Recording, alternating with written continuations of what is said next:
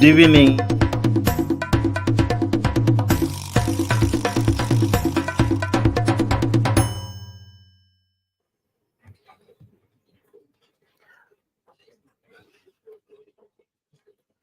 Good morning, ladies and gentlemen. Welcome to this morning edition of Africa in the Morning. Karibuni sana. Hope you're well. Hope this finds you quite well. My name is Jex, the moderator, and this is Africa TV. This is the show you have come to love, the show you have come to enjoy. This show comes to you this morning just to review the newspaper and to keep you updated in news making headlines. Asanteni sana kwa kujiunga nami. Let me know where this is finding you. Asante sana kwa kulike hii video. Naona wengi tayari washaanza kulike hii video. Thank you very much. You guys are just but amazing. We are glad that you chose to choose this station to be your number one channel even this morning. Karibu sana wale ambao wanantazama mkiwa USA, mkiwa UK, mkiwa Germany, mkiwa hapo job. Wewe ambao uko hapo kwa job, karibu sana kwa hii show yako. Show fiti, show kali, show ambayo umekuja kupenda, show umekuja kutambua, show umekuja kukubali. Thank you very much. I'm your host, Jex the moderator, and this is Africa in the Morning. Let me know where you're watching me from. Nijuze tu hapo kwa comment section where this is finding you. Let me know hapo kwa comment section where this is finding you. Let me know where this is finding you. Thank you very much for making this your number one online channel. Asante sana. This is Africa 24. Here we unlock the African story. Happy holidays to you. Happy holidays to you.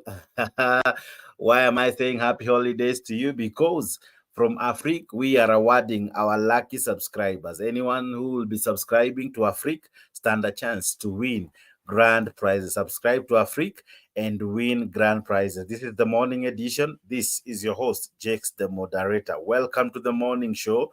Welcome to the morning edition. Nijuze unatazama ukiwa wapi. I see many watching me. I see many liking the video. Namona Kalama Deno like hii video. Thank you very, very much. John Odds, I thank you for liking the video. Thank you for liking the video. Thank you for being part of this awesome and noble conversation. We discuss what is happening in our country. We discuss what is making headlines in the newspapers. I'll be showing you the newspapers for the day. And above all, I will equally be telling you what is happening, right? We know a lot is happening in our country, but we thank God that you are safe and you are watching me this particular hour. Asante sana. Good morning to you. Good evening to you. Good night to you, depending with your time zone. Lakini zaidi yote, karibu kwa show. Karibu kwa show. Karibu kwa show. Wewe ambaye ka insomnia kana kufanya ile kitu. Karibu kwa show. Wewe ambaye unanipozisha ukiwa kwa job. Karibu sana kwa hii show. Karibu sana kwa hii show. As you're working, let me know where you're watching me from. Let me know where you're watching me from. But also is equally like the video, subscribe to Africa 24. Let us grow together, wadau. As subscribing to Africa 24, any subscription awards you great prizes, and that's something to celebrate, right? Christmas comes early here at Africa 24. Asante sana. Nijuze unanitazama ukiwa wapi. We have a great show lined up for you. We have a very fantastic show. This one you don't want to miss. This you truly don't want to miss. Today I have a co-host with me by the name Mr. G. Mr. G, how are you? Good morning.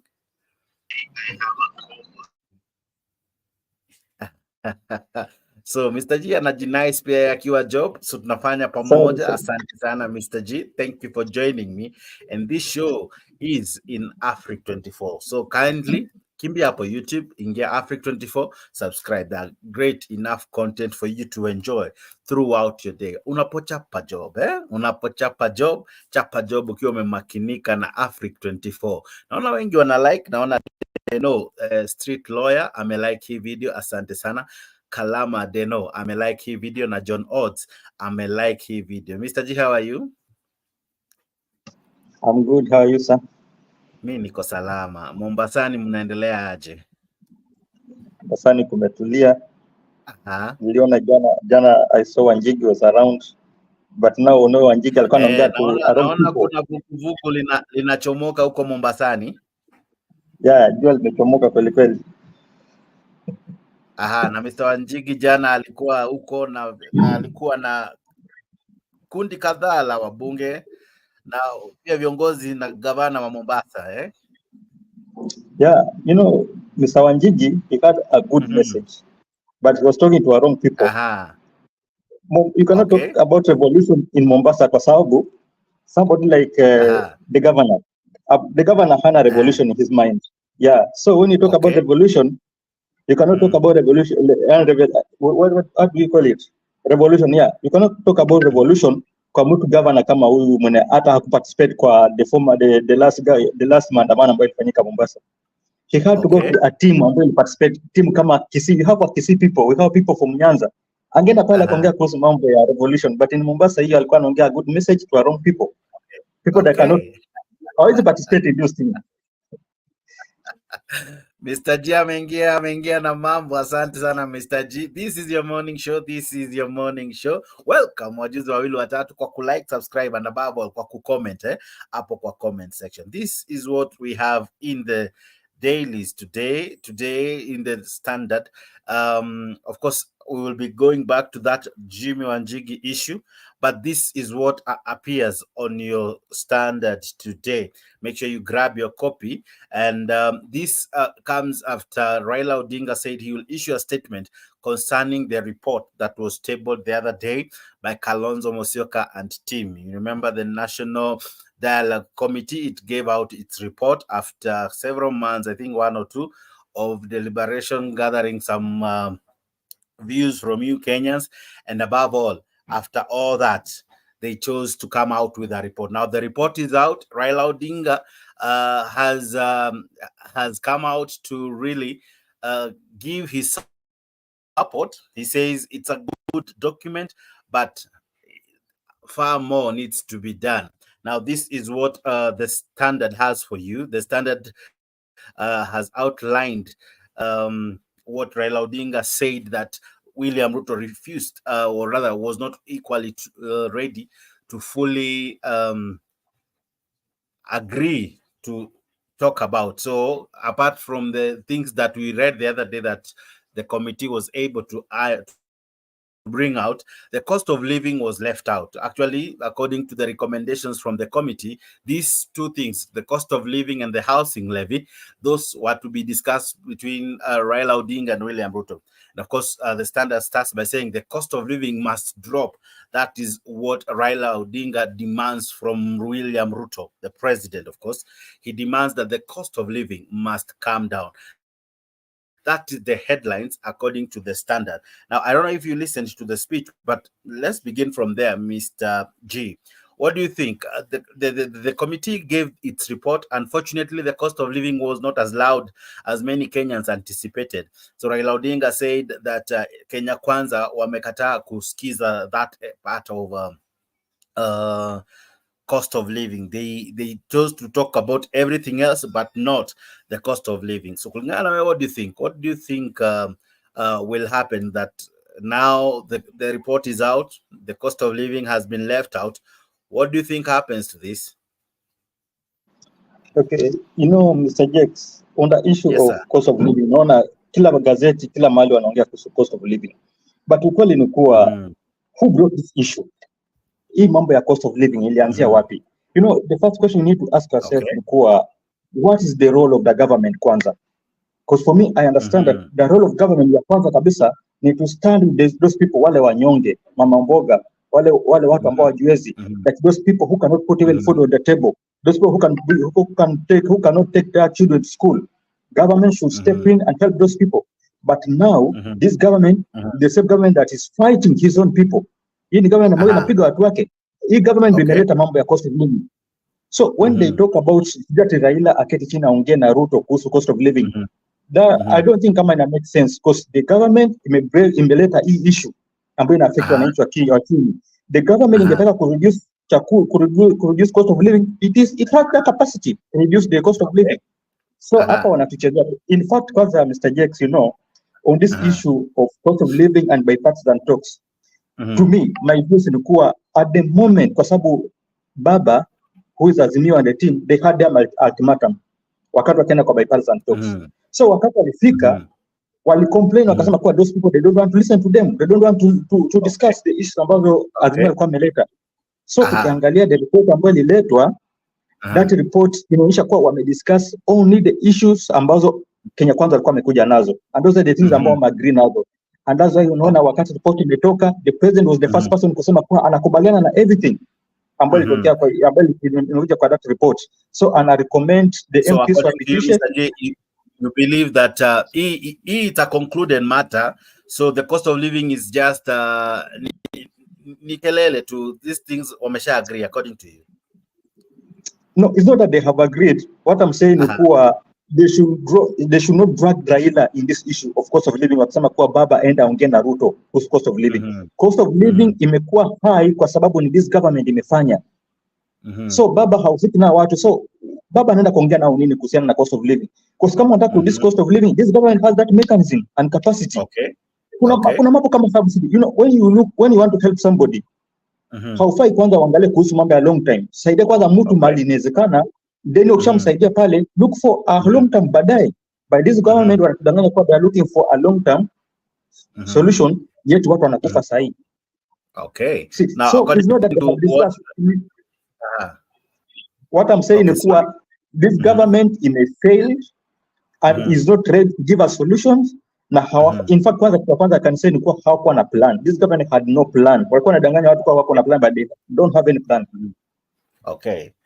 Now, what you'll still find in the standard is that during a parliamentary group meeting, opposition say the dialogue team dropped the ball on the state of the economy, but they will exploit all avenues to see life becoming affordable for Mwanainchi. Now, quote unquote from Raila Odinga, we made reasonable proposals on how to address the rising cost of living, but the government side flatly refused, terming it their exclusive business. We will be engaging Kenyans further in coming weeks as we must, because the pain of the cost of living is unbearable. Now, of course, Raila Odinga said they will be consulting Mwanainchi. They will be coming to us. I don't know through what ways, probably through the forums that we used to have before, maybe even through Maandamano. So what do you think? What do you think will happen? Do you think it'll bear fruits? Because I thought bipartisan, one of the things that it ought to have done ni bear fruits na kutusaidia to reduce the cost of living. And unfortunately, according to the standard, is that the government side said that it is its exclusive role and it doesn't need Azimio or rather any other person coming to advise them on that. So ni kazi ya Kenya Kwanza. What do you think, sir? No, you know, Mr. Jakes, the government has failed in every corner. Yeah, government may fail in every corner. So when Baba talks about issue ya kuwa ati they should go to people, at least we discuss na watu ndio waamue, Baba knows that kitu kipelekwa kwa watu wata reject. You see, and you know the thing that Baba is trying to do, Baba is always right and he's wise kwa sababu anajua watu walienda kuketi chini kudiscuss. And in that discussion, kitu ambayo imetokezea, kitu ya kwanza ni kuwa they discussed about the office of the opposition leader. Unaona, alafu tunaongea kuhusu the office of prime minister huyo Mudavadi. Na hii kija, in case Baba akatae kitu, in fact wananchi watasema kuwa kumbe Baba anajitakia mwenyewe kwa sababu this is the executive thing. Vitu ambavyo imejitokeza pale ni ya wakubwa peke yao ndo wanajitakia, wale mabwenyenye wakubwa wa siasa, wanasiasa ndo wanajitakia peke yake, wanapata kama mtu wa chini amewachwa. So Baba is trying to bring in this thing of participation na wananchi kwa sababu anajua ikija wananchi watakataa. Kwa sababu hakuna kitu mhusishwa na wananchi hapo. Yeah. So Baba anajaribu kujitoa kwa that blame. But if you remember correctly, one of the things that William Ruto during BBI used to say is that badala tuanze na wakubwa, badala tutafutie wakubwa nafasi, badala tutafutie wakubwa positions, the first thing we ought to do ni kushughulikia mwananchi. What do you think has changed? Because this is a total shift from what you used to say during campaigns, because it's BBI all over again. What do you think, sir? You know, yes, this is just shameful thing. It's a shame, although but tunajua kuwa Ruto is always a double speak person. Huyu jamaa the first time anaingia, hata before anything, kitu kwanza ambayo alileta ni hii position ambayo alikuwa amepatia Mudavadi, ambayo hata haiko kwa constitution, you see, and it is the same person ambaye anasema kuwa wataki viongozi, hawataki kutengeneza for ofisi, sijui they don't want to and hawataki mambo ya executive, wanataka kushughulikia mambo ya mwananchi wa chini. When they came in, au ndio kwa kwanza kutafuta post, wanatengeneza sijui ofisi ya bibi ya sijui ya prime minister, wanatafuta bibi sijui ya Chagwa, sijui ofisi ya mtoto wa president. Those are things ambazo alikuwa anafanya, kumaanisha ni mtu ambaye hakuwa ready ku play the role ambayo anadanganya watu kwa anakuja ku play. Alikuwa ni muongo. And wakati amekuja sahi amepata situation ni tofauti na vinakuwa anasema sasa ameshindwa atafanya nini. Okay.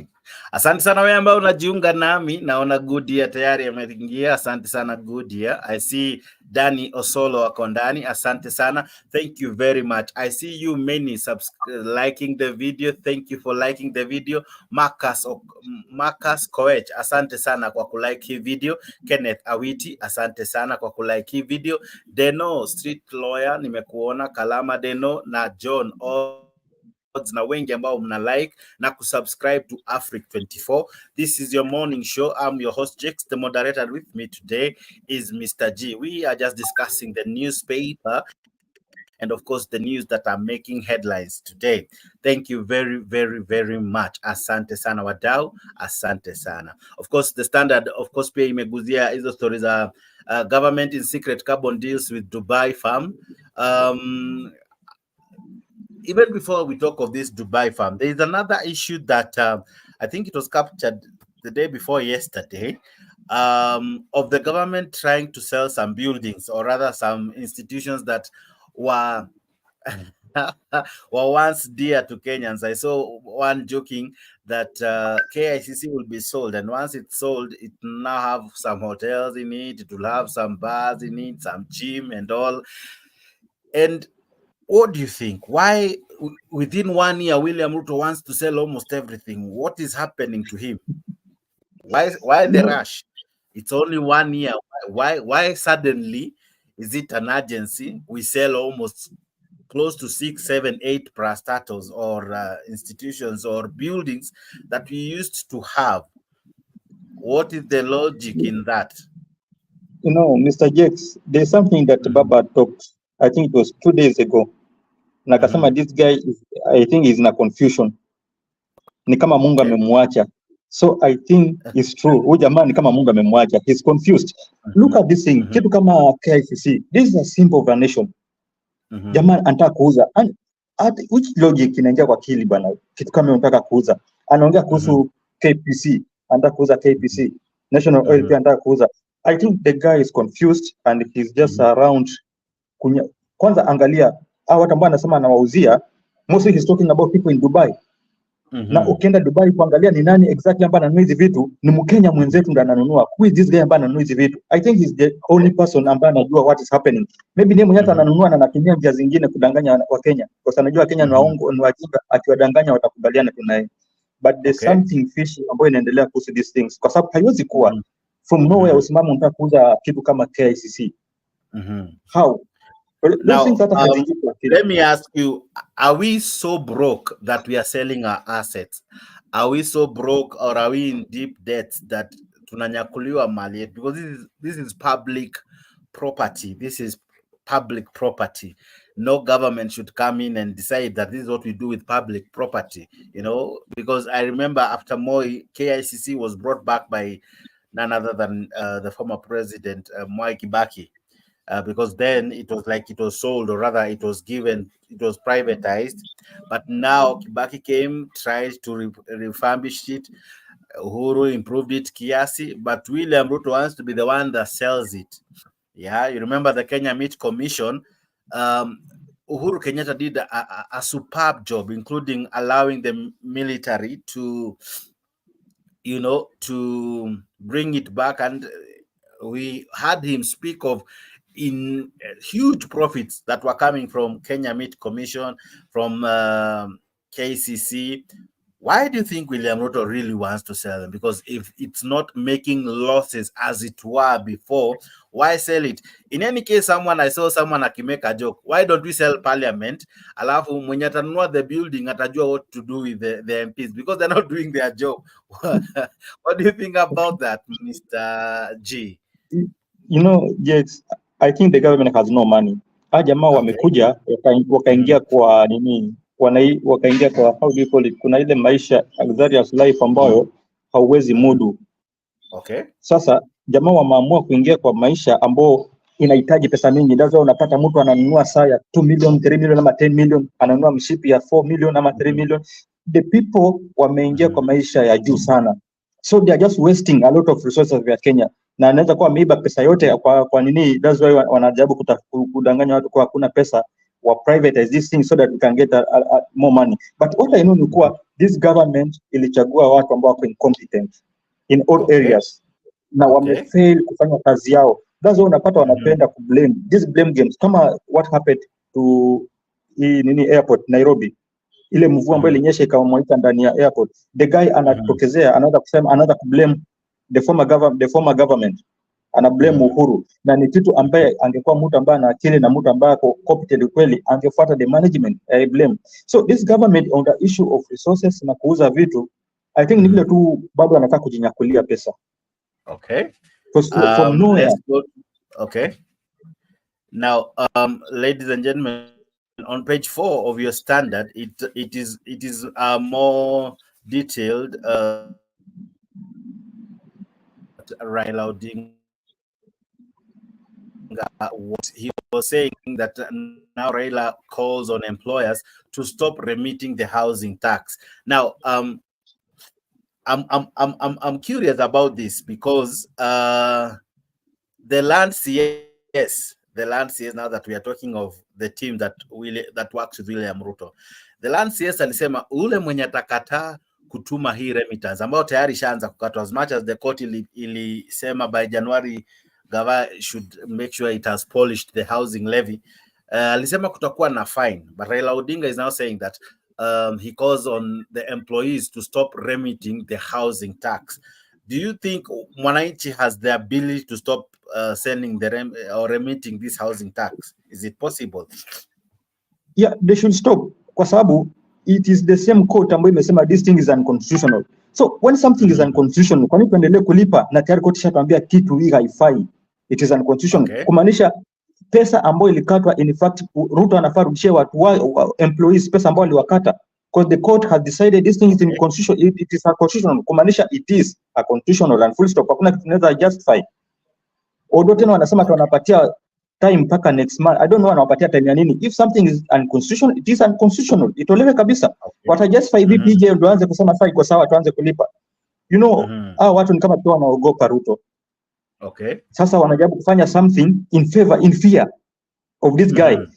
If something is unconstitutional, watu wasilipe. Kwanza tunafaa tujiulize hii pesa wanalipa.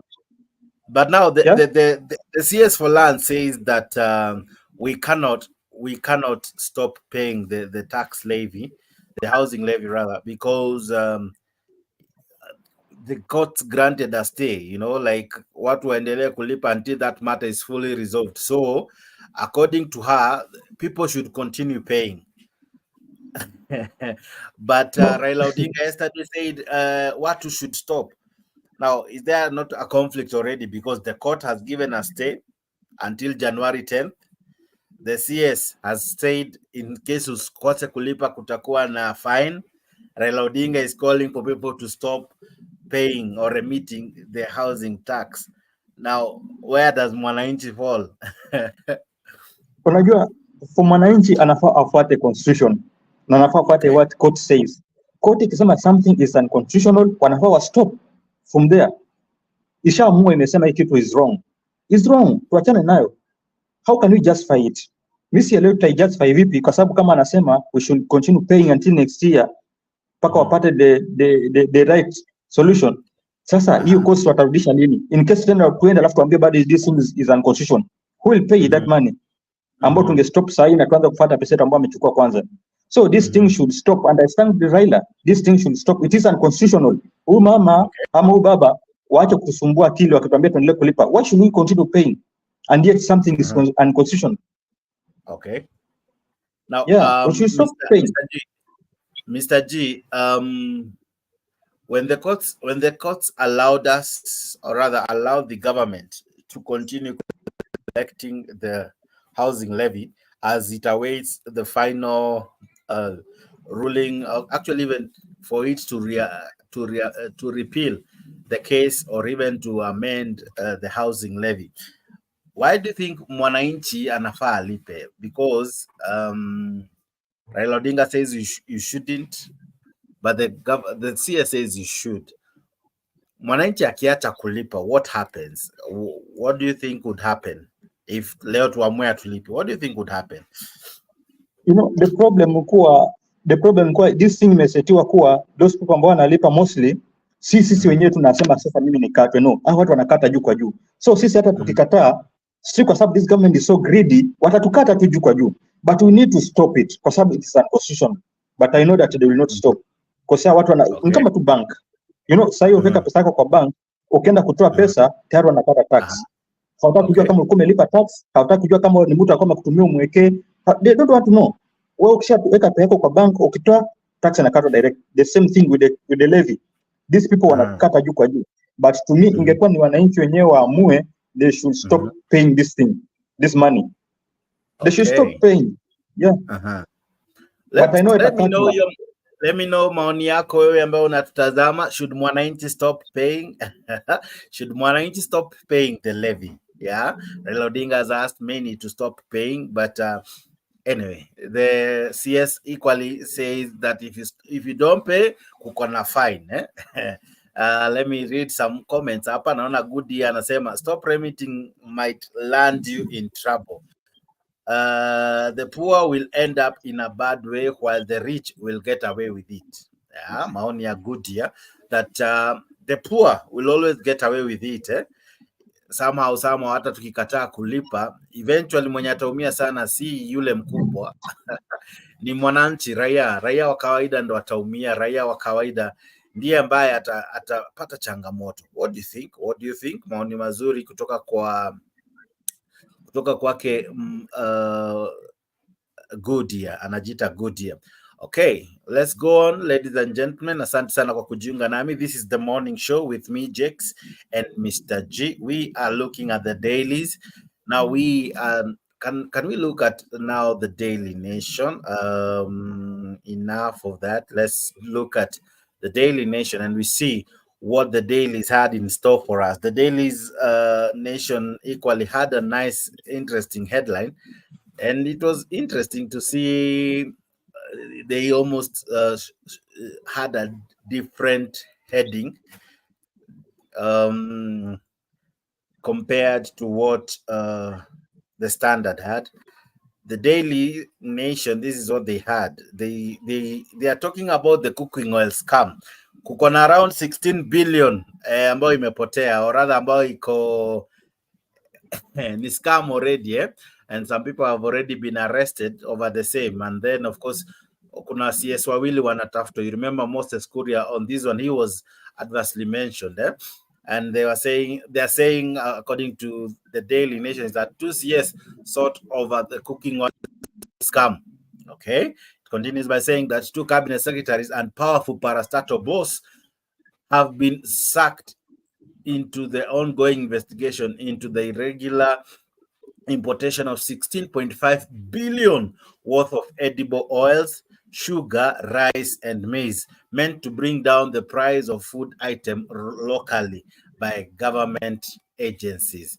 Now, I think in our country, anything is a source of income to many, especially those in power. Anything, any tragedy we are on, including the drought that we once had, rain that we are now having, anything that we are experiencing, kuna mtu tu ana find a way of benefiting.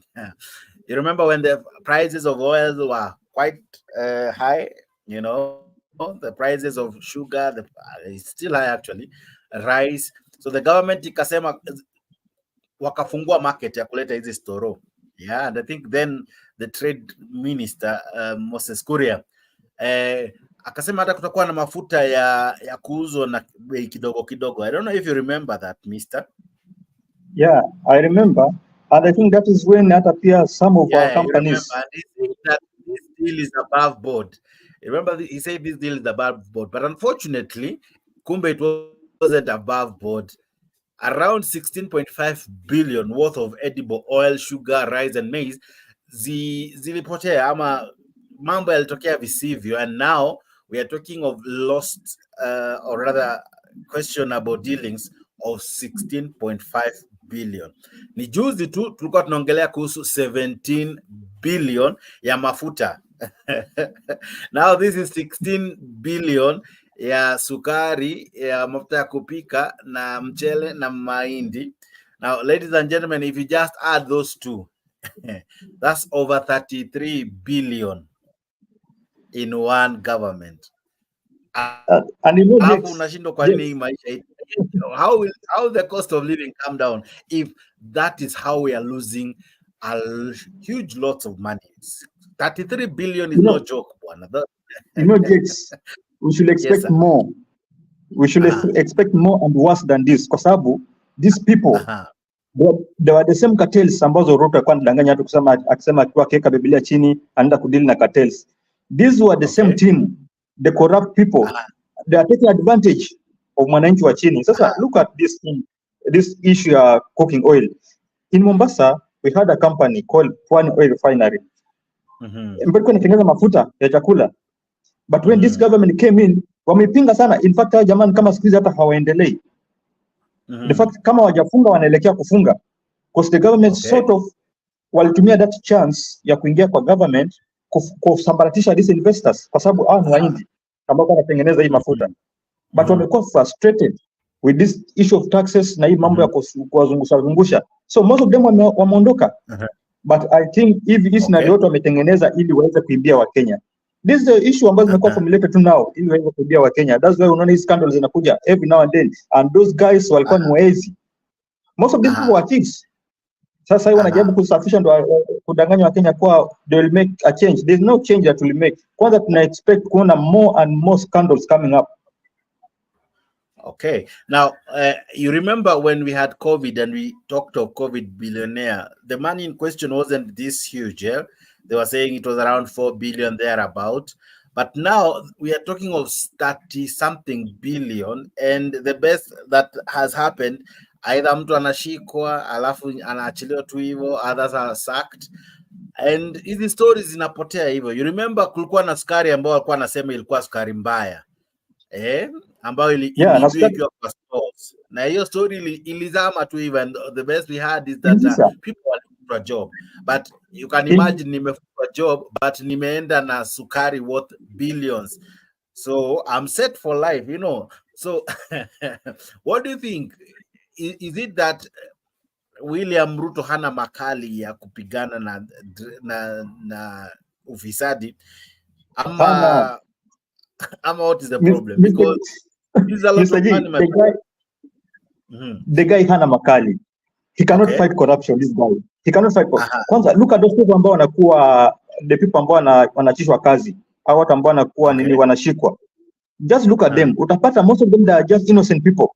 He's going for the innocent people, alafu anaacha the main cartels. Look at kama ile scandal kana mwanzo kabisa, the scandal ya ile net za mosquito or something, mosquito net I think. The KEMSA issue. Look at those people ambao walikuwa waliachishwa kazi. The people ambao hata they are not victims. And these are the people ambao kwa wanaendea. Anaacha the corrupt people wanaendelea kufanya corruption, alafu wale ambao they are innocent wanadanganya watu kwa sana futa watu kazi. Why for this guy has to fight corruption? He can't. He has no capacity to fight corruption because he's a corrupt man also. You know, it is you equally remind me of how you're saying the wrong person who anakuwa blamed. When we lost power countrywide, when there was power outage in the entire country, the person who lost his job was not the one from Kenya Power. It was the one from JKIA. The airport guy lost his job. And ali lose job kwa sababu ya ya kuacha stima ipotee for over 20 several minutes and later on kukanyesha, maji kajaa kwa airport ndani, ikakuwa ina leak. Yet no one was sacked because I think hata mwenye alimreplace equally, if stima inaweza potea 20 minutes, hata huyu mwenye roof ina leak equally should have been blamed. So why do you think they never go for the big fish? Because they even Anjeri is not the big fish. This is a cartel, bwana. I agree, is not the big fish, but Anjeri is the one in court. But the ones who used the 17 billion wako tu huku nje, ndio wanajinais na pesa za Wakenya. Exactly. You know, hakuna siku Ruto atendea for the big fish, kwa sababu this is a cartel. This is a in kingdom yao. They know each other. Na anajua akiguza huyu atakuwa pia amejiguza yeye, kwa sababu kuna mali atapatikana. So lazima kupatikane mtu ambaye ako innocent ndo a face the consequences. Wakidanganya tu kwa they are fighting this thing, but there's no way this government will fight corruption. Yeah, they will never fight corruption. That's why unapata hata sahi DCS mtu kama Mudavadi ameitwa mara ngapi aende kwa Senate aojiwe, amekataa. Kila wakati anahepa. Yesterday alisusia. And it's not only yesterday. And okay. Yeah, it's not only many times, almost 2 times. Of course, hiyo ni katabia kataendelea for some time now. Equally on the same breath, the bipartisan talks found its way in the Daily Nation, and this is what the Dailies had for you. They were saying that Raila's verdict, they are saying that the opposition leader Raila Odinga now wants a referendum to implement some of the recommendations by talks team after the coalition endorsed them, followed by a resolution to let President William Ruto carry the skunk of the high cost of living. So of course, wameachia William Ruto angangane na hali yake ya high cost of living, kama ajikarange hadi mwisho. Lakini kulingana na Raila Odinga, anasema wacha mwananchi amue. Anasema wacha hizi stories imfikie mwananchi kupitia referendum. Now, with our economy, with the floods, with all the challenges we are having, with even not having an IBC to start with, are we ready for a referendum? For starters, actually, are we? Are we even ready? No, that is the question, Mr. Jex. That is not the question.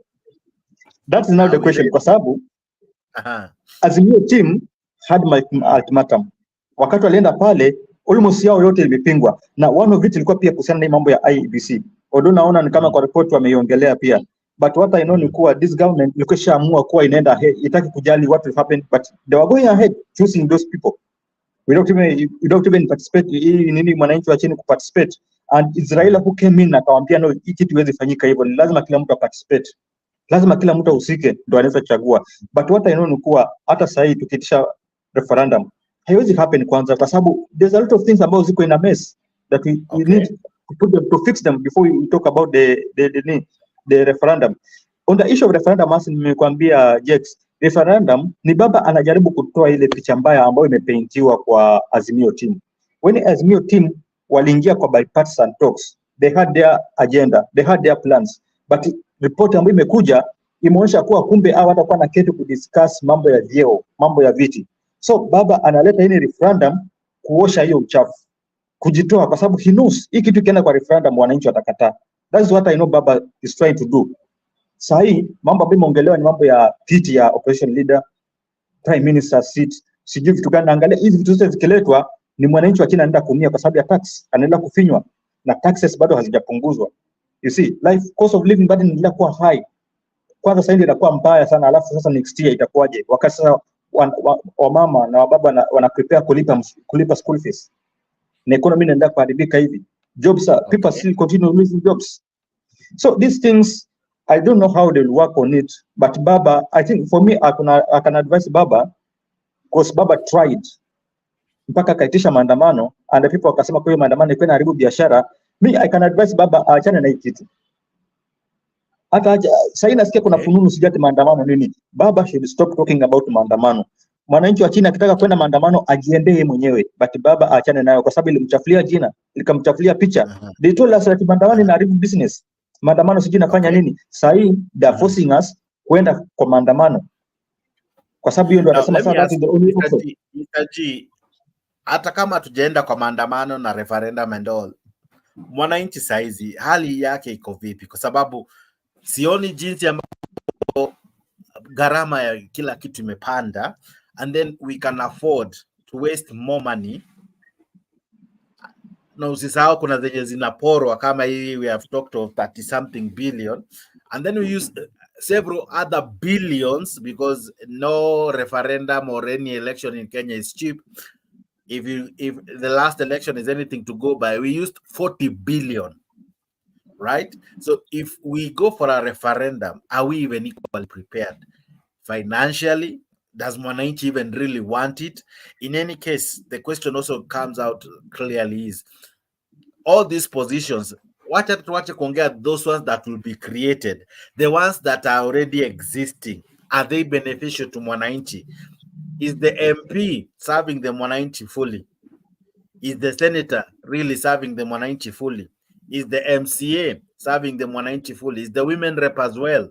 You know, is the governor really bringing out the services that we said we were devolving? You know, so before we even add more offices, do you think the already existing offices, are they serving the ordinary Mwanainchi? They are not helpful. In fact, we can ask ourselves, kazi ya woman rep ni nini? Kazi ya women rep kwanza, which benefit does it bring to Mwanainchi wa chini? Even these MCS too, all these people, MCS, MPs, we go to CG senators, this group kwanza ni kubwa, and it's just a burden to Mwanainchi wa chini, kwa sababu they are using tax money. Pesa tax ya wananchi ndio inatumika. So these people wanaendelea kufinyiliwa, as those people wanaendelea kuongeza vyeo ambao walikuwa wanadanganya watu kwa hawataongeza. These posts ambao ziko sahihi bado they are not helpful. Look at the parliament, ambao hao ndio watu walikuwa wanapigania wananchi wa chini. They are not doing anything. In fact, kwanza ndio wananunuliwa wakitaka anything ipate kama ipass, like kama this report. You see what Ruto was saying? He was saying that he's urging the parliament to pass. Atenda kuwanunua na wataipitisha.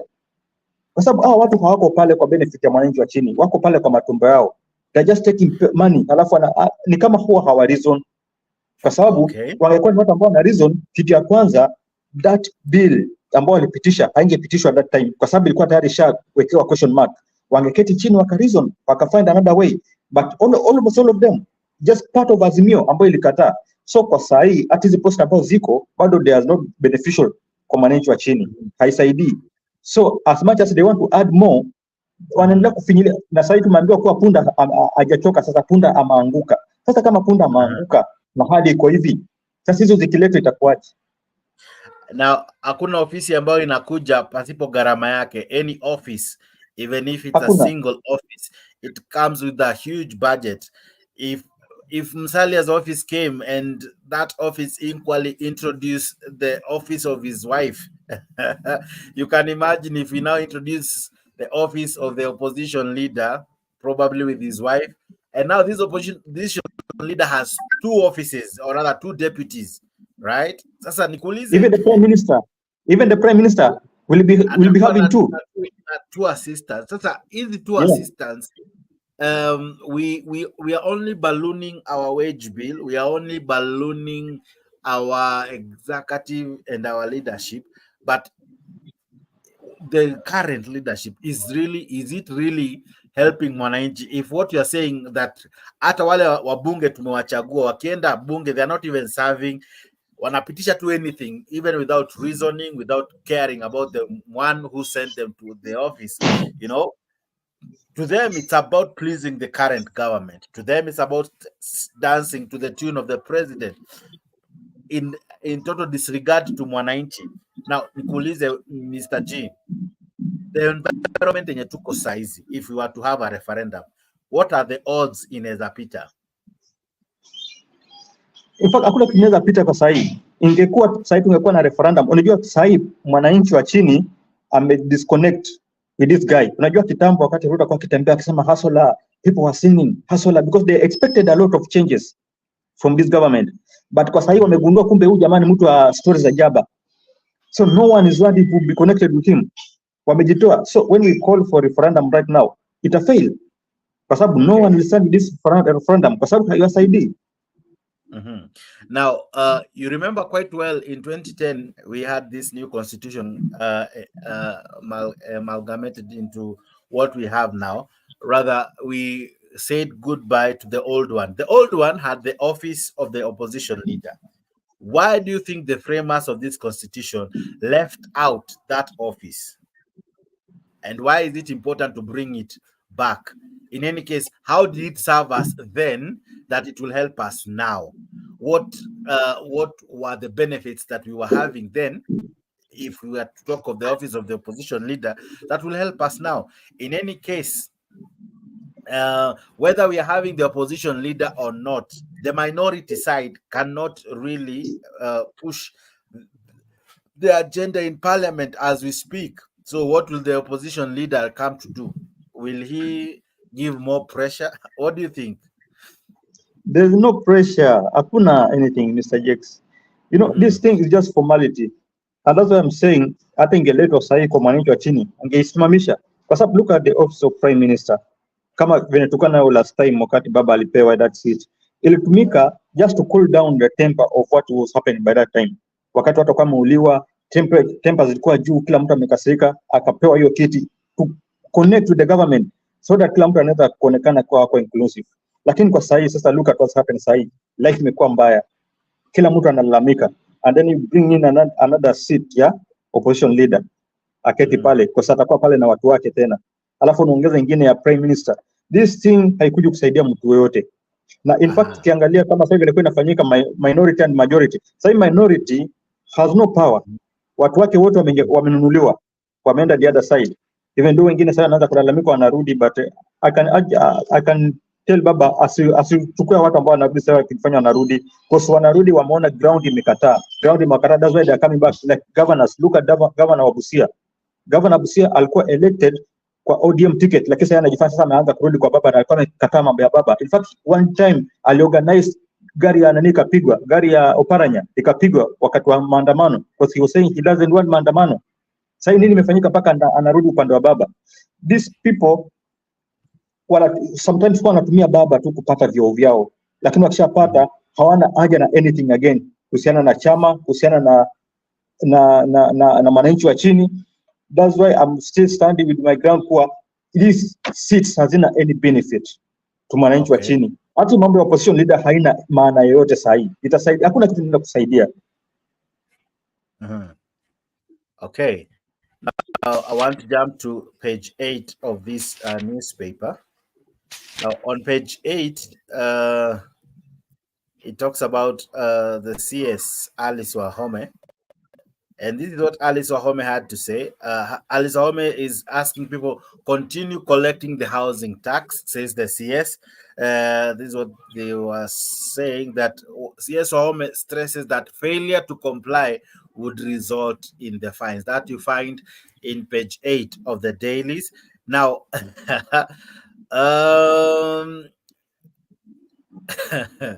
well, Nikonoma, my brother. Hii ni just ile kitu tunaitwa pleasing the master. Hii anafanya ku please the master. Kwa sababu master amekasirika, kwa nini court inasimamisha mambo yake? Kwa nini court inasimamisha this project? So they're just doing it to please the master. Abo is a master of impunity. So on page 9, the story continues that Kenya Kwanza rejected Kenya Kwanza turned down proposal to reduce the price of fuel. That is what we have told you concerning what Raila Odinga said yesterday. And it continues by saying that Raila Bag's report demands for plebiscite for proposed posts. Now, I want to ask you, Mr. G, how comes when it's about their offices, when it's about their positions, both the president and the opposition agree, but when it's about the ordinary Mwanainchi, both the president and the opposition disagree? Why is it difficult to at least once let it be about Mwanainchi? Mbona ni ngumu? As you have seen, Raila agrees with the report, right? He agrees with it. The president, in fact, equally said, I agree with the report. In fact, he even said, I have begun implementing it. Like the 50% reduction in the traveling and all. But why is it that when it comes to you, me and you, Mwanainchi is always given the back seat? But they'll come to us and lie, because I'm very sure the referendum probably will happen. And when it happens, the lie will intensify. They'll tell you how these offices will be good. They will package the office in a very sweet way. But eventually, when these guys go into these offices, what do? They forget you, Mwanainchi.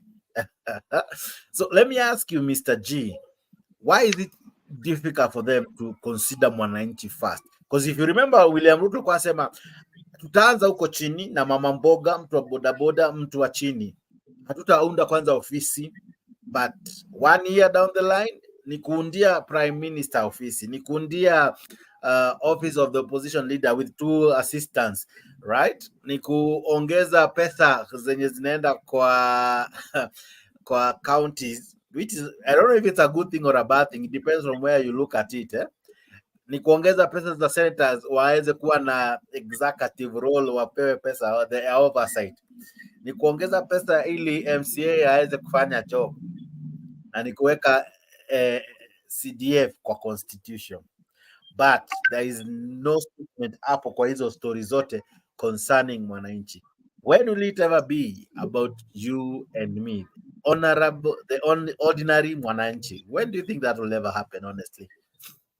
You know, Mr. Jex, with the current government, Sai, it won't allow, ama I agree with what opposition, ama Azimio is trying to say, because opposition at the moment, wanajaribu to rely on the side of Mwanainchi. That's why they're trying to talk about issue of cost of living.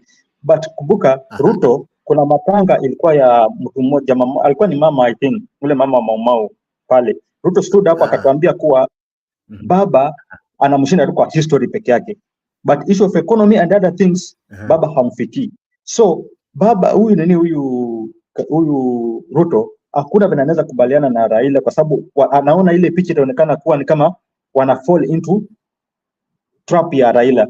Wameshindwa, hawana plan, although they lied to us that they have plan. So in case asema anashukia this issue venye sisi tunataka, watajipata wameenda upande, wameingia kwa trap ya baba, na baba atasema tuliwaambia hivi, nafahamu dile. So they will never consider Mwanainchi wa chini, kwa sababu the guy had no plan ya Mwanainchi wa chini. Hakuwa na plan. Huyu jamaa alikuwa ni mtu wa magari, the whole 5 years alikuwa juu ya gari. So he had no time kuketi chini to study on how he can improve the lives of people in case amepata hiyo ofisi. He had no plan, he had no agenda. So hakuna vile watatu consider, although is a something ambayo imekuwa encouraging every now and then. Kila government ikija, mostly inaacha wananchi chini, wanajitafutia hao wenyewe kwa wenyewe. So I think time need to come that where mwananchi wa chini should think before choosing a leader. Because tumegundua kwa you choose a leader, akishajipatia ile kitu alikuwa anataka, basi amekusahau. And that's why I was saying, hata mambo ya maandamano baba asikubaliane nayo. Hivi tutulie, tujipange ya 2027 then itakuwa. Now let me ask you,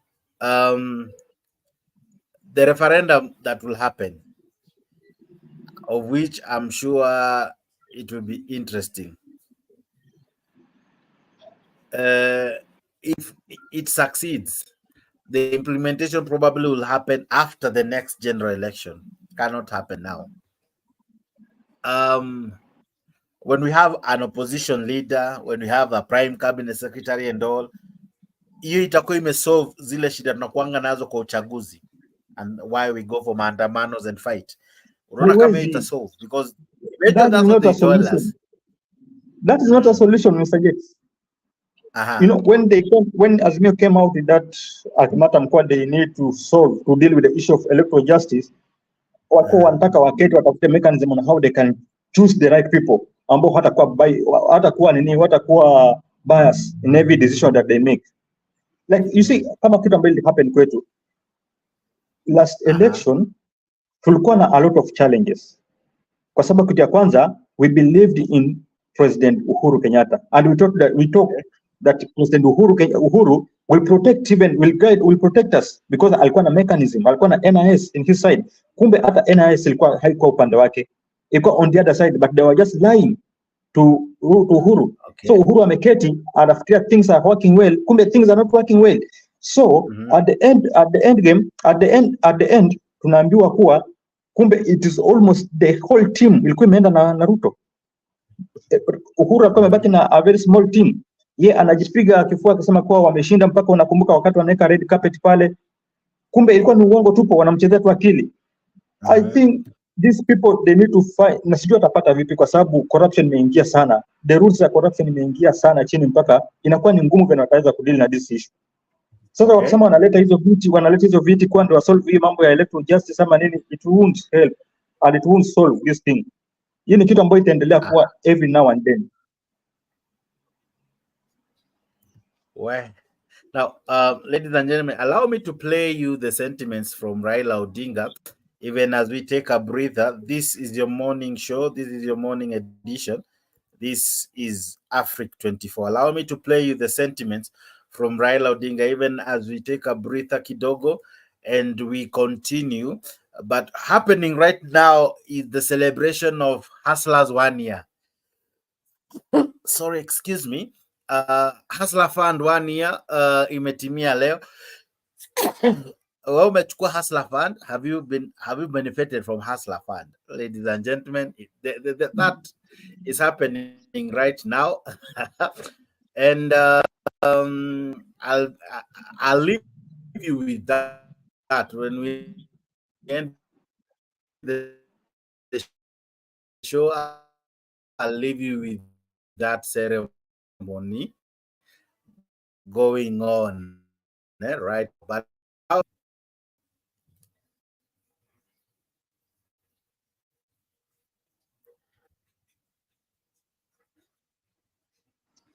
your network, I don't know if iko sawa ama what is happening, because sikusikii.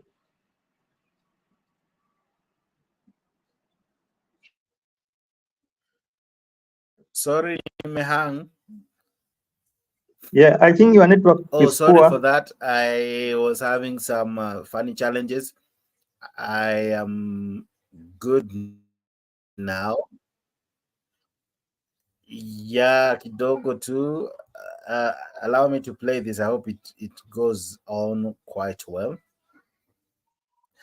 But yeah, as I was saying, the Hustler Fund imejaza 1 year. We were told of the success. If you remember the presidential speech, I don't know if you remember the president alisema kuna msema amepokea, was it 4 million? So leo they are marking 1 year. Lies. So in 1 year kuna msema 4 million kwa Hustler Fund. How can you get 4 million? It's interesting. Our country inakuanga very interesting. Okay. Sorry, I'm having some funny challenges hapa kwa studio. Yeah, they were lies. Those were lies, man. They were lies. You are given 500, 1,000 at una start business. When will this business help you? Anatafutiwa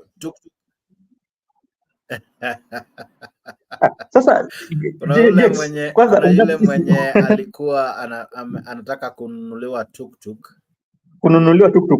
Just you ask your question, Mr. Jex. Somebody anasema amekopa more than 600,000 from the account from the Hustler Nation. Alafu anakuja baadaye anaongea na president, anaambia president at least a consider. I don't know if you are around, kama unasikia. I think we are having some challenges and I hope that Jex will come back because he has all the rights za kufanya anything with the studio. I don't have any rights, but I hope he's coming. Yeah, he's coming back. Yes, Mr. Jex. Sorry. Follow Adao. You are saying something about Hustler Fund. Yeah, I was saying on the Hustler Fund, there's that guy ambaye alikuja na a story ajaba kuwa sijui amekopa more than 600,000 from Hustler Fund. Sasa anataka president consider, what do you call it? There's something that he wanted the president to consider so that he can be able to buy his own tuk-tuk, about their own tuk-tuk. Yeah, he should consider asset fund so that he can buy a tuk-tuk wadi 300,000. Wewe uko na uwezo wa kukopa 600,000. How comes unakuwa na shida kununua Was it tuktuk of 600 or 200? it was 700 and something, 750 Yeah, there about, eh? yeah. How Lakini comes hajaweza unakuwa kununua tuktuk ya 300. 300,000? That's a question you can ask yourself. That math was not mathing. If that is English. Those are the That lies. math was not mathing. Those are And the lies that let you're me talking ask you, about. for you to let's try to calculate. For you to get 4 million, eh? Let's take, for example, it's now 1 year, right? For you to have copared 4 million, how much? An year has 365 days, right? Let's try to do the maths, my brother. Let's see if we can be able to do it. An year has 365 days. So let's divide 4 million by 365 days. So this guy was getting every day from the Hustler Fund 10,958.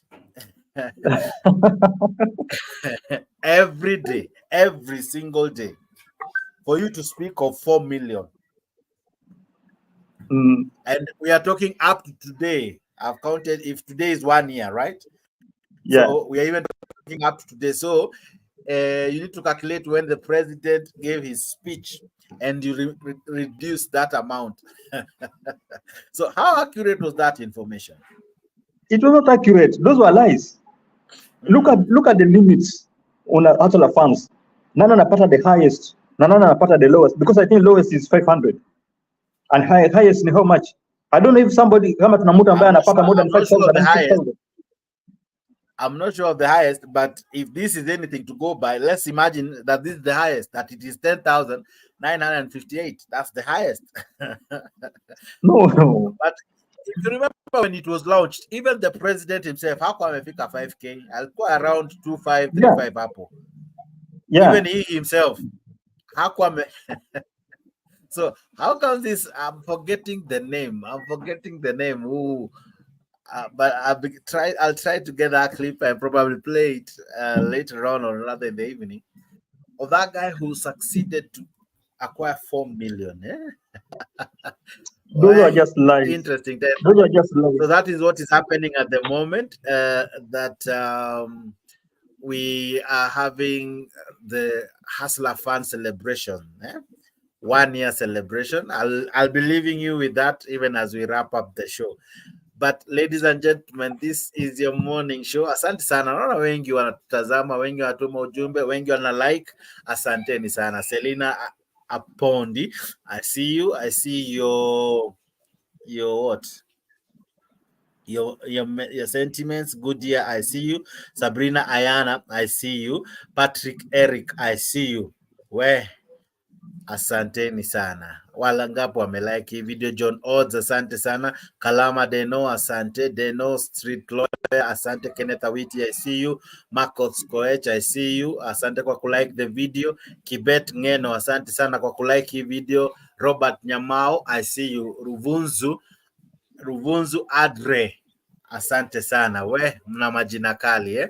Let me try again to play this. I hope it now allows me. Let me see. I really want to share this with you. As you play the video, Mr. Jex, the story ya Wanjigi in Mombasa. When he was talking about the revolution. I'll be playing that as well. But tell me, were you in the meeting? Niliona ilikuwa na wanafunzi. No, I was not in the meeting. Were you in the meeting? And what do you think of what Wanjigi is trying to bring, the revolution? But I was not in the meeting. That revolution was possible. No, I was not in that meeting. That Ruto is right for impeachment. Ruto can be impeached. Your network, I think, bado. Your network is poor, bado. Hatukusikii vizuri.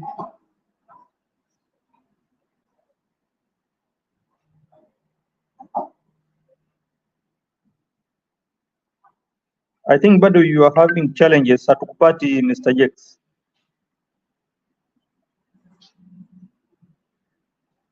You are muted. You are muted.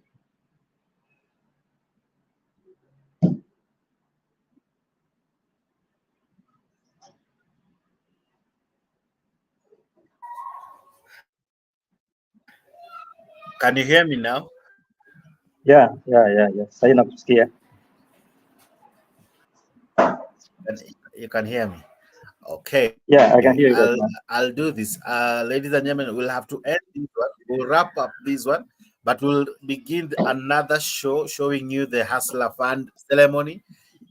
Equally, we'll show you more activities happening today. But for you to enjoy all Mr. this, kindly subscribe to Africa 24. We have great things happening. We have great things. Mr. Jakes, before we wrap up, you had a question. Yeah, you had a question.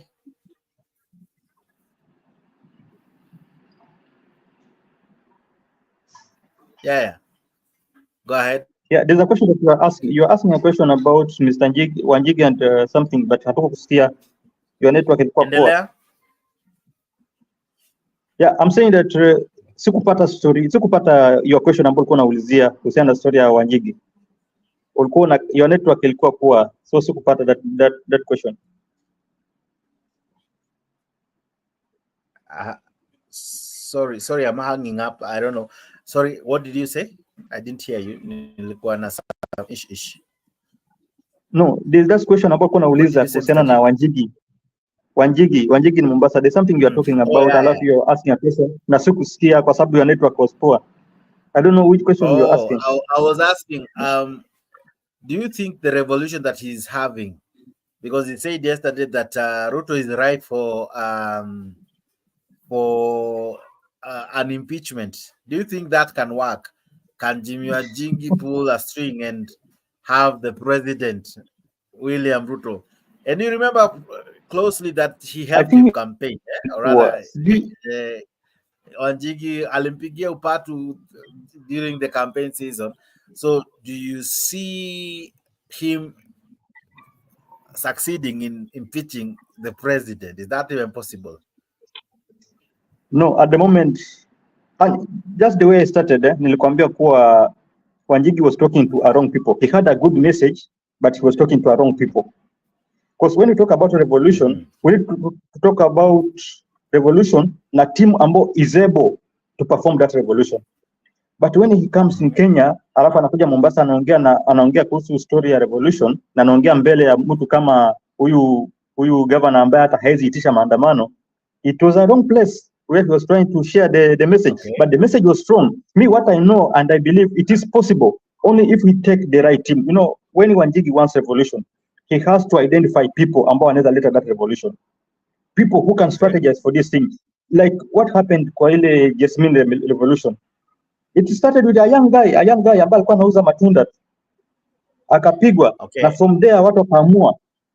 Tunaambiwa those guys hata walikuwa wanapigwa marisasi wanauliwa but hawakusimama. Waliendelea mpaka huyo president alikuja katoka.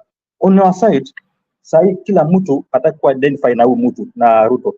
Now the guy is talking about revolution, anaongea kuhusu impeachment kwa sababu alisema kuwa we can impeach him even if at fight kungoja election. This thing can be done. Yes, it can be done, but he has to have the right team.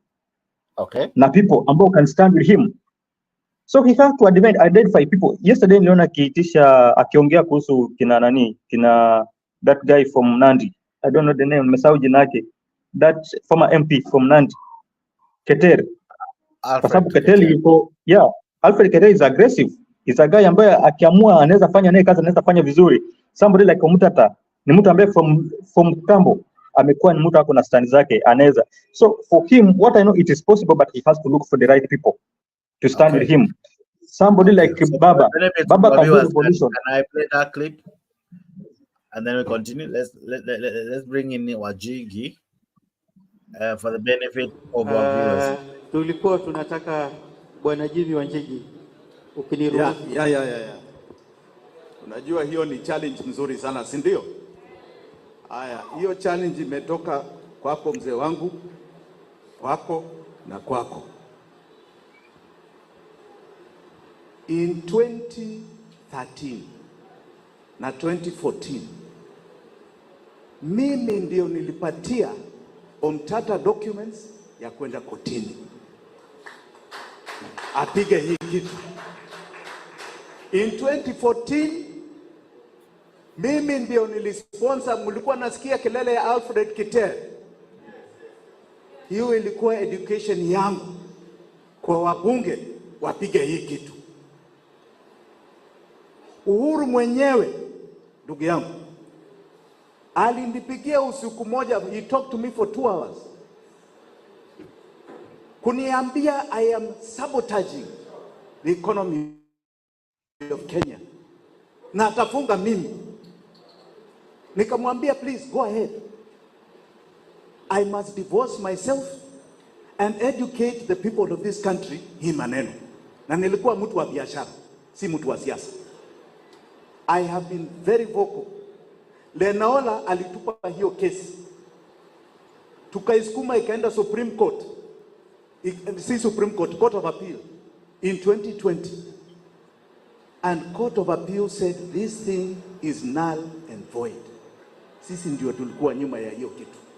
So siseme tulinyamaza, tulikuwa nafanya kazi but in the back, kwa sababu sisi si watu wa siasa, hatukuwa watu wa siasa. Sasa tunazungumza kwa sababu tuko mbele, si ndio?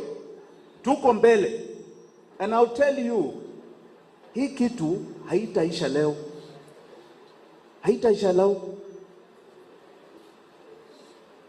Vile hii watu wamefanya, they are going to cause a revolution in this country. Na musidoubt ati hatuwezi fanya hiyo kitu. Mzungu alikuwa hapa mbeberu. Alikuwa amecolonize 500 million people dunia nzima, the largest empire. Na ni hapa tu Kenya aliona vita ya ukombozi wa nchi. Mjipigie makofi. Wakati wa Moi, labda nyinyi wengine hamkuwa mmezaliwa. Wakati wa Moi ni watu wawili watatu, maximum 6, ambao walisema huyu mtu tutamuondoa. Tunataka multipartyism. Tumuondoe. Na wakati huo katiba ilikuwa nasema, katiba before 2010, kufikiria, si hata kusema, kufikiria ati rais hayuko kwa kiti unapelekwa jela, it is called treason. Kufikiria, si hata kusema. Na alipeleka watu wengi gerezani. Si aliondoka? Si Moi aliondoka? Don't underestimate yourselves. Musiwe na hofu ati hatuwezi kufanya hii kitu. Hii kitu musidanganywe na mtu. Hakuna suluhu ingine. Ni revolution peke yake. Revolution in thinking, revolution in strategy, na revolution kuondoa hawa watu even without an election. Because people power is supreme. Msingoje mambo ya election. Hapa Sudan mliona nini? Wamama walisimama. Kweli ama si kweli? Walisema huyu mtu, bei ya mkate imefika hapa. Tutamuondoa. Hii yetu, kwa sababu Kenya is a country of fasts. Kwa Afrika we are a country of fasts.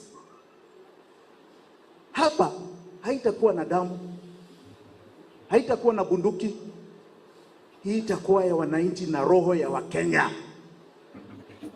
That is what is going to happen, and that's what we must call on. Kwa sababu kwa kizungu inaitwa the people's choice theory. Ukiona viongozi ambao wanajitetea mambo yao tu, hawajali wananchi, wananchi wanachukua power and they use the people. Wao wenyewe. You are not Kenyan because you are born in Kenya. You are Kenyan because Kenya is born in you. Msimame namna hiyo. Asanteni sana. Kuna jibu ya petroli, sorry, ya petroli. Nataka ujue hivi ndugu yangu.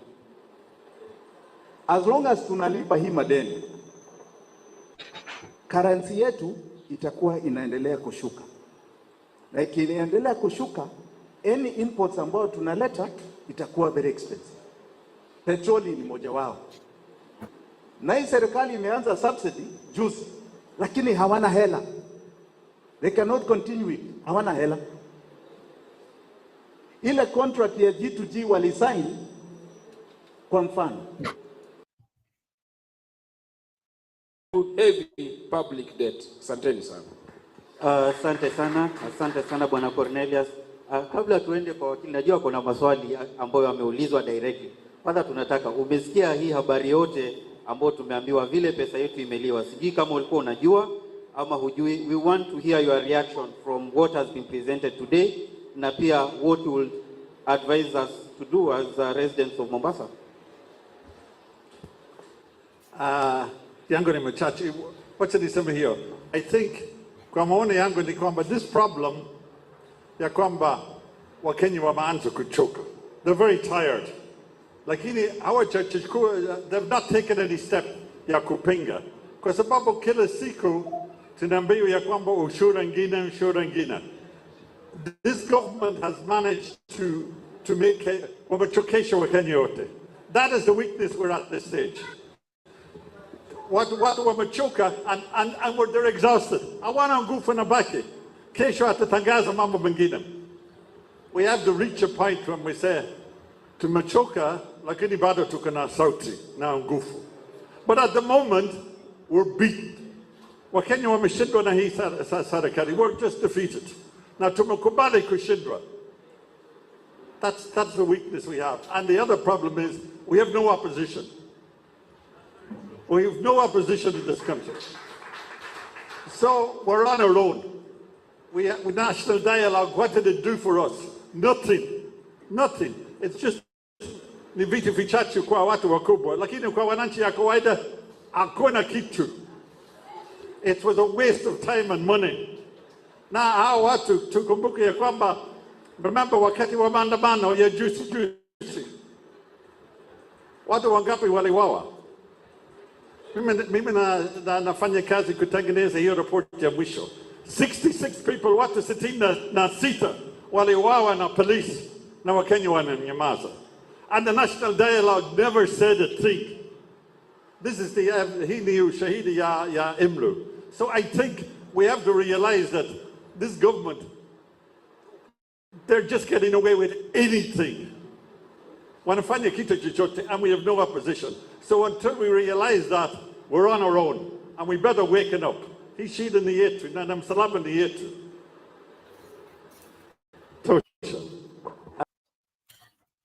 Okay. Now, I have played that Mzungu for a reason. He raised very nice arguments, which I agree with. One of the things he said that really caught my attention is that during the bipartisan talk, they were quick to ask party fidelity and all, but they never asked for justice for those who were killed during Maandamano, right? Were they not Kenyans who deserved a space in that committee? You know, there was no recommendation concerning them, or rather, it was silent about that. I think, as this Mzungu is saying, it's as though we are helpless. Equally saying that we have no opposition. It's like everyone is in government, but in different format. Kuna wale in government, right? Because walichaguliwa na wakakuwa kwa government. Kuna wale wako government kwa sababu hawezi sema anything. Kuna wale tu hata wajua, they are just there. So eventually we don't have we have no one who puts the government to task, you know. So when you listen to this Mzungu, what do you think? Do you agree with him that some of the things that this National Dialogue Committee came out with missed out in volumes, especially concerning Mwanainchi? What do you think? Yes, this guy, they missed the point. Na huyu Mzungu kitu anaongea ukweli kabisa, because look at the report. There's nothing concerning Mwanainchi wa chini. In fact, amacho kando kabisa, amacho ya nyuma. That's why nimekuambia unapata Raila anajaribu kufunya hii kitu akitaka kuituma kwa mambo ya referendum, but ukweli ni kuwa the report kwanza linachafua side ya Raila, upande wa Raila sana, because kina Raila kukubaliana na that report inaonyesha kumbe jamaa alikuwa anataka vio, and yet we have a lot of problem ambayo happen sahi. The same way mzungu anaongea anasema kuwa watu wamechoka na kuna mtu ana voice their voice. Sahi ndilikuwa wakati ambao people wangeweza kusimama as a team kama Azimio, but Azimio kuna cracks sahi, because some people unapata kama Central Kenya, kama yesterday they issued a statement, lakini utapata people from Central Kenya hawakuwa, although tuliambiwa kuwa Martha Karua is not in the country, sija alikuja jana usiku kitu kama hiyo, he was not around, but utapata there is some cracks in Azimio, watu hawako pamoja. The guy amesema kuwa we have no opposition. We have opposition, but opposition sasa imekuwa silent. Why? Kwa sababu mtu kama Raila akisimama akiongea wanasema anatafuta viti. Umeona, anatafuta vyeo. Na ukweli sasa imejitokeza kwa sababu kwa bipartisan imeonekana kuwa ni vyeo. Odo baba kwa pale, Nikina Kalonzo alikuwa pale. But ni aibu. Because the first thing wangeongea kuhusu mwananchi wa chini. In fact, those people ambao waliuliwa, wangeongea kuhusu compensation ya those guys waliuliwa na polisi. Na ukipata jamaa hawakuwa na silaha, lakini wako nauliwa hivyo. Hakuna mtu aliwaongelea. Watu wameongea kuhusu mambo yao, vyeo na vile wataendelea kujiendeleza. I think a time comes, jamaa amesema kuwa for revolution to happen mpaka watu wamechoka. A number of people wamechoka in Kenya. So revolution can be done.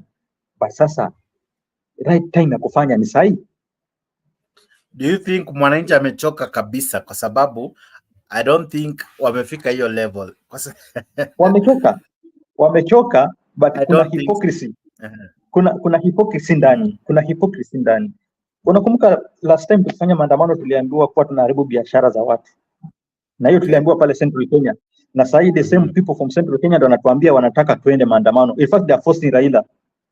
That's why unaona hizi cracks. A team from Jubilee wanaforce baba aitisha maandamano. Baba amekataa kuitisha maandamano. You see, so there is that confusion ambayo inaendelea. Can I ask you a very direct question? If Raila Odinga angekuwa kwa government, bado they would have found a way of blaming him. Because you remember, they blamed him as much as he wasn't truly in government when he only had a handshake with Uhuru Kenyatta. On the same breath, they equally blamed him when he was a prime minister. So even if now he was either the president or the opposition leader who had an office, don't you think bado blaming ingeendelea? Blaming ingeendelea. Hiyo ingeendelea kwa sababu these people, kumbuka they were in government. Huyu jamaa alikuwa deputy president for the last 10 years. Lakini alidanganya watu, he was able to confuse akili za watu mpaka wakaamini kuwa yeye ndio opposition. Alikuwa opposition lini? Because he was still enjoying ile privileges ambazo deputy president alikuwa na enjoy. He had a security, alikuwa na magari. Alikuwa anaishi kwa nyumba ya serikali. But he lied to people na watu pia wakaamini. Unajua watu pia saa zingine sijui kwa nafikiria vipi. They believed him, wakamwona kama yeye alikuwa opposition, sasa baba alikuwa kwa government. So hata baba sasa angekuwa president, still wangemblame. But for me, I think baba angekuwa president, hata kama wangemblame, hatungekuwa kwa mahali tumefika sasa hivi. Kwa sasa hivi mahali tumefika ni mahali pabaya, but the guy ni kama haoni, ni kama ako blind kabisa, haoni what is happening. But wangemblame. Hiyo siwezi kata. Now, my final question to you, even as we wrap up. Now, it's almost obvious. We will see a referendum. It's almost obvious. Now, imagine a scenario that Raila and Ruto are in the same team. Don't you think we need another team to oppose them? Because really, we need a Mwanainchi team, because this is the team that once office is created. And many didn't want Raila Odinga to support the report, but he has. Do you think if we had a team no, can that carry the day and defeat the sitting president like we did in 2005? Is it possible? Yeah, it is possible. Even me on my side, siwezi tamani baba aenda afanye kazi na mtu. Siwezi tamani, but sasa tukiangalia kwa report tunaona ni kama ana recommend for some things in the report. Ndio sababu wataanza kusema there is a silent handshake. in between. But me, what I can say, the same way umesema, I think in case it happens, in case kuna handshake, we need to have another team that can stand with mwananchi wa chini, kwa sababu at very time baba atashikana mkono na huyu mtu, wataanza kuongea sijui economy imeharibika Kenya mzima, imeharibika dunia mzima, this wars sijui nini, and itakuwa ni cover up, hakuna anything. But when you have a strong team apart from those people kama wamekutana, which can fight for mwananchi wa chini, we can carry the day. But now the problem is hatuna those aggressive leaders ambao wanaweza simama, those people who carry that posture of a leadership. Unajua mtu ambaye anafaa pinge Ruto ni mtu ambaye anafaa aggressive na brutal, kwa sababu Ruto si mchache pia. Yeah, so we need another team. Unfortunately Mwanainchi atakuwa swindled. In any case, you remember how BBI was well choreographed. I'm sure even this one itakuwa vitu za kufanya Mwanainchi asahau the big picture. Mwanainchi ataambiwa tukipitisha hii pesa fulani itakam, kitu fulani itakam. So despite all that, do you think Jimmy Wanjigi and team can work hard to be the no team? Because from this meeting, if you have had them, they are like opposing. And equally, as you said, we saw Martha Karua and Eugene in a way disagreeing. As much as Baba yesterday said wanakubaliana, but in a way walikuwa wanakaa wana disagree. What do you think? Is Jimmy Wanjigi able to convince people and lead the no camp? And if he becomes the one who wins that part, does it now mean it compels him to have very high standard in terms of politics or his political power? Okay, Jimmy Wanjigi alianza politics kitambo, but at the moment sasa anaanza kujitokeza sasa. Although he has money, he has everything ambayo inaweza msaidia. But I think for Jimmy Wanjigi to succeed, he need people, strong people who can support him. For him alone, nayo watu ambao naona anatembea nao hawataweza, kwa sababu this team imejaa na propaganda mingi ambayo inataka mtu ambaye ako strong, ambaye anaweza kuicounter. But I think we need a team that can voice on the behalf ya mwananchi wa chini. Thank you so much, Mr. G. We do this again tomorrow. Thank you very, very, very much. Mwananchi mtukufu, mzalendo ambaye umetutazama tangia tulipoanza, wadau, asanteni tu sana.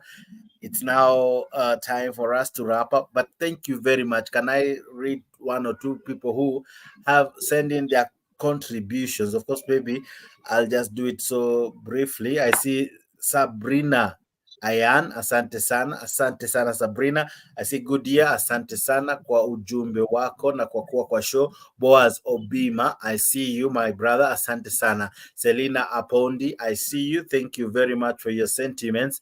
Nani mwingine? Peter Eric, I see you, thank you for your sentiments. Nixon Ongore, asante sana. Nani mwingine?